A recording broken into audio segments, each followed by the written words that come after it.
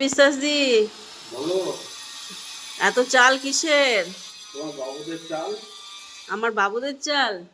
হ্যাঁ। এই চালে কতদিন হবে? 1 মাস হবে? না না, এই 15 দিন। 15 দিনের চাল। বন্ধুরা, আমার বাবুদের চাল চলে এসছে 15 দিনের। এটা হচ্ছে 15 দিনের 1 বালতি চাল। বিশ্বাস দি এখন কিনে নিয়ে আসলো বাজার থেকে। এই চালটা হচ্ছে আমার বাবুদের চাল। রেশনের চাল না এটা? রেশনের চাল টাকা দিয়ে কিনে নিয়ে আসতে হয়। আর আমাদের তো ওই 1 কৌটার চাল আমাদের 1 মাসেও ফুরায় না।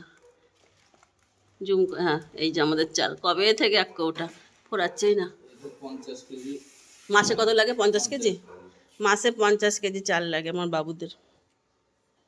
ওই কেলটি, কেলটি রে, খাবি আর ঘুরে ঘুরে বেড়াবি, রাস্তায় পটি ফটি সব করবি। কে কি বলে আমি দেখে নেব। কে কি বলে দেখে নেব। খাবি দাবি কারোর বাড়িতে করবি না, তাহলেই হবে।